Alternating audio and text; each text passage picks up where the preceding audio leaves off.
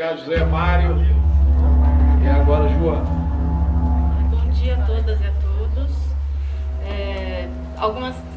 Eu vou poupar a gente de cumprimentar a mesa novamente, já estão todos cumprimentados e cumprimentados, né?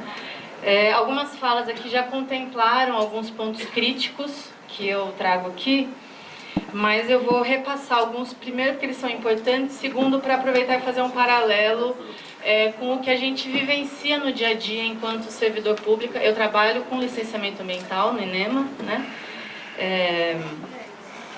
Então, enfim, o primeiro ponto crítico... O primeiro ponto crítico, já foi bem falado aqui, é a questão da manifestação dos municípios, né? Hoje, para abrir o processo de licenciamento ambiental, um dos documentos que é exigido é a manifestação do município de que aquele empreendimento está de acordo com o uso do solo do município e com as leis ambientais municipais, etc. Plano diretor e tal. Esse projeto da lei geral, ele exclui esse documento como um documento obrigatório. Então, isso é muito grave. Como é que o licenciamento vai ser feito, por exemplo, a nível federal pelo INEMA, sem qualquer comunicação com o município, né? Isso é muito grave, isso fere a autonomia do ente municipal e imaginamos, enquanto servidores, que isso vai trazer muito problema com judicialização de processos, né?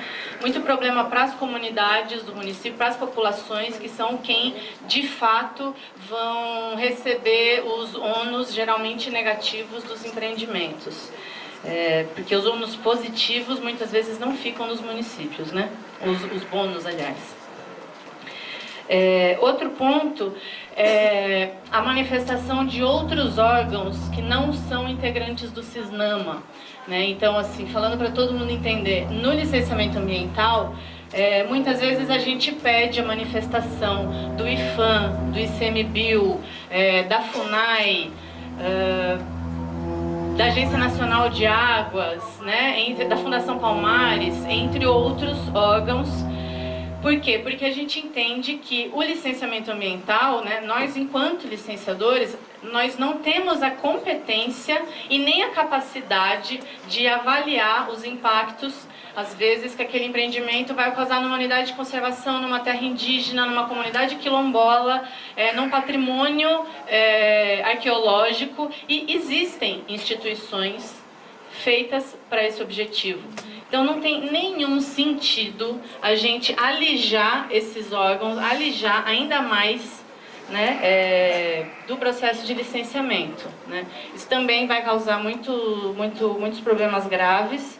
A gente já tem hoje na Bahia uma limitação de prazo para a manifestação desses órgãos, que a maioria das vezes já inviabiliza a manifestação dos órgãos, né? Não é incomum que a manifestação de um órgão interveniente chegue para a gente aqui no Estado depois que a licença já foi publicada. Isso tem gerado problemas, né? Agora,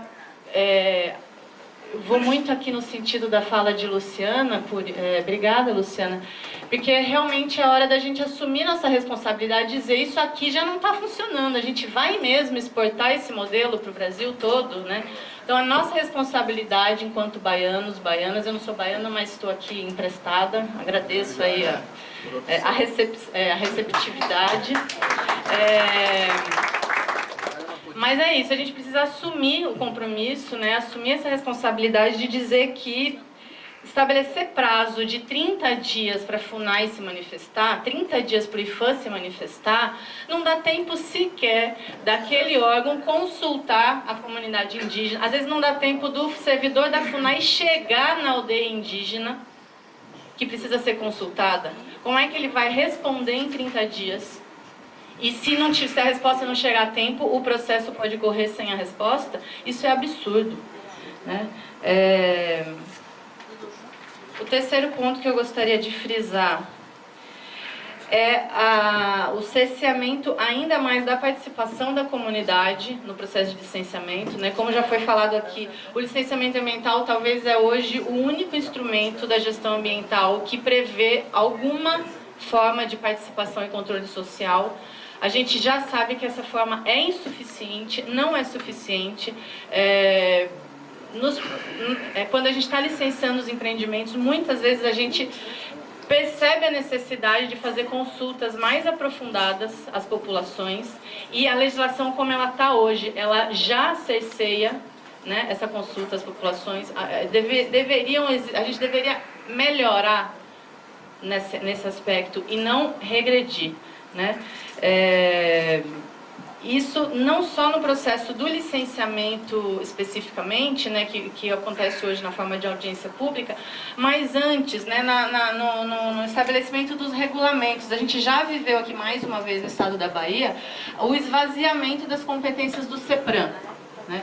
O que a lei geral coloca também, a lei geral está alijando os conselhos, as entidades, os conselhos, os órgãos consultivos, né, de estabelecer quais são os empreendimentos que vão estar sujeitos a quais tipos de rito, etc, né? Então, se vocês prestarem atenção, a quarta versão do texto, todos os lugares onde tinha, como era? Órgãos colegiados, o texto riscou e substituiu por ente federativo, ou seja, não é mais o CONAMA que vai regulamentar, que vai tomar decisões, passa a ser diretamente o governo federal. Não é mais o CEPRAM que vai tomar decisão, as decisões vão ser diretamente do governador. Não é mais... Sim, isso no estado da Bahia. Agora o que eu estou dizendo é que a gente está exportando mais esse modelo para o Brasil, né? É preciso lembrar que aqui já... Isso, comecei pontuando isso, né? Então, isso é um problema grave. LAC.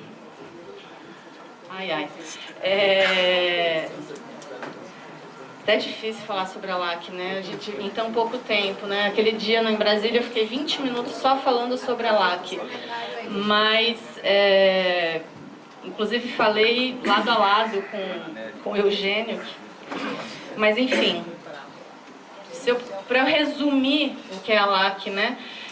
A gente hoje, quando vai fiscalizar, a LAC é uma licença que funciona só por preenchimento de um cadastro no site, né?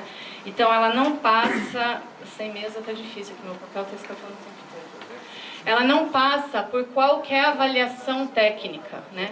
Os documentos são validados por funcionários do setor administrativo, que simplesmente olham se aquele documento tem o título de tanque de estanqueidade. Isso aqui é um documento que chama tanque de como é o nome? Laudo de estanqueidade do tanque. Mas não é um funcionário que é capacitado para ler aquele laudo e, de fato, verificar que aquele laudo comprova que o tanque do posto de gasolina está estanque, ou seja, não está tendo derramamento de óleo ou combustível no solo. Não existe essa fase de avaliação técnica.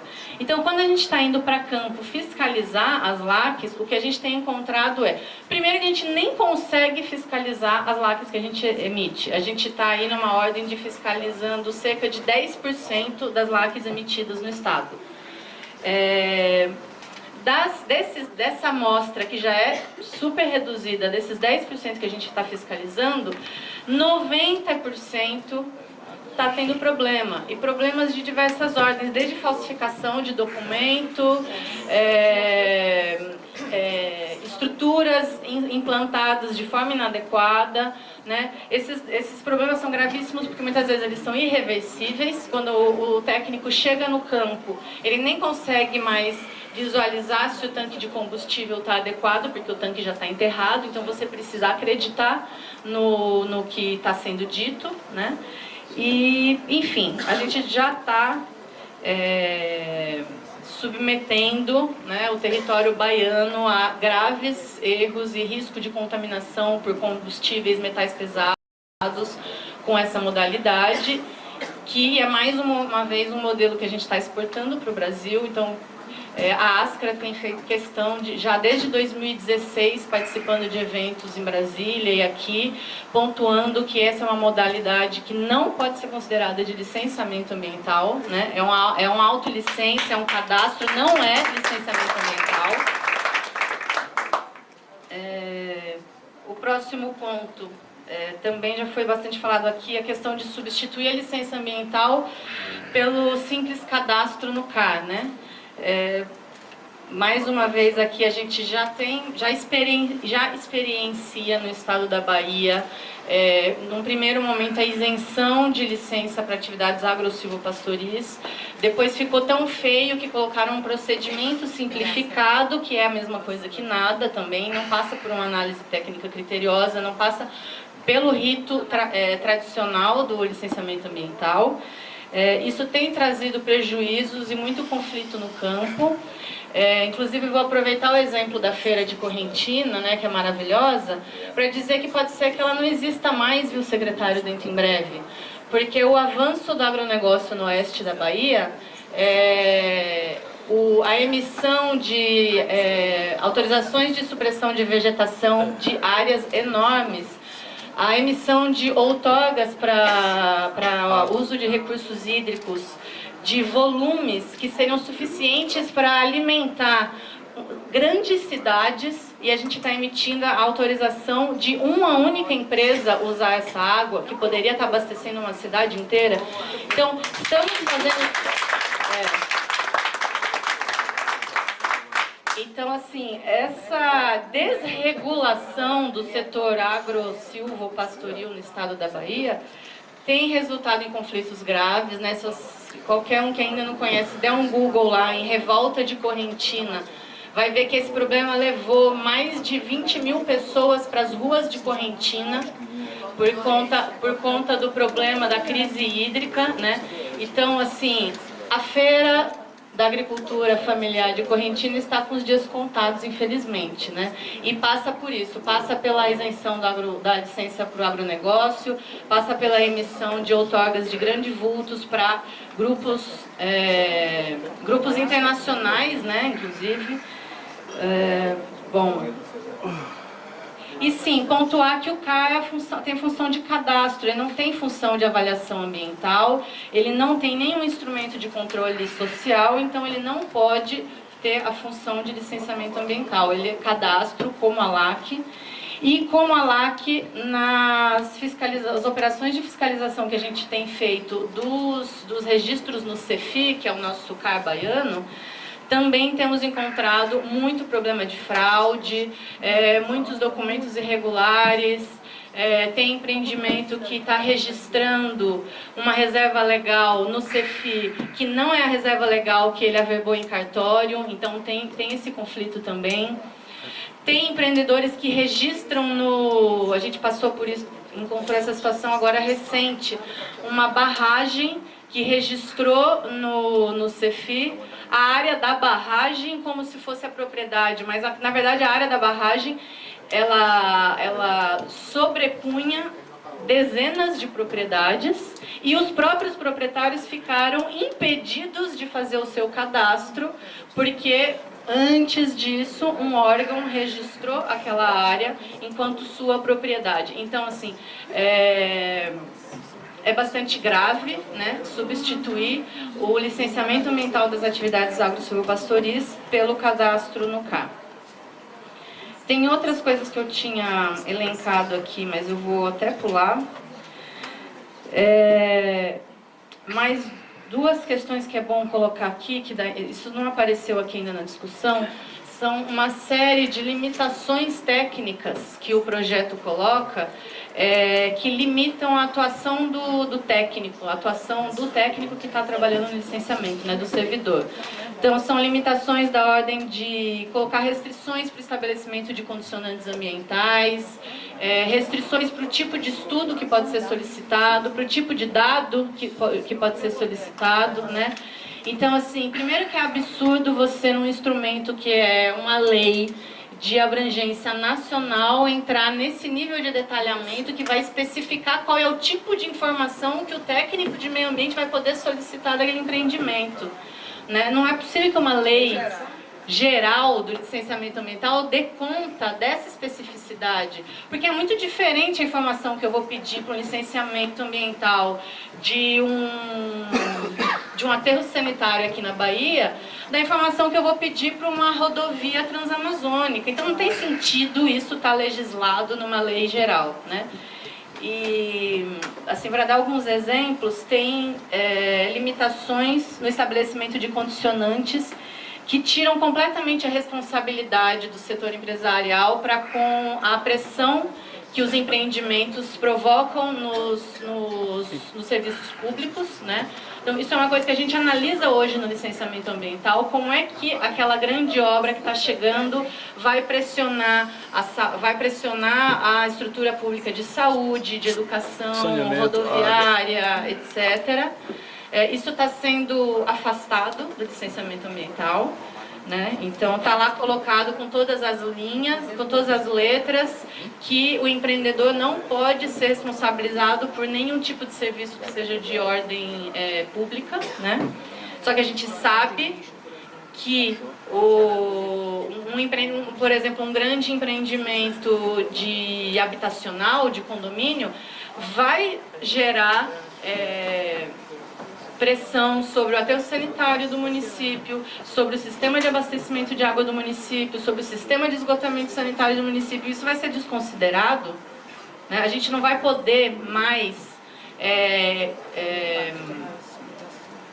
exigir ou sugerir que, de alguma forma, aquele empreendimento traga, sim, um aporte, um suporte para aquela infraestrutura que ele mesmo está sobrecarregando, né? Então, isso é bastante sério.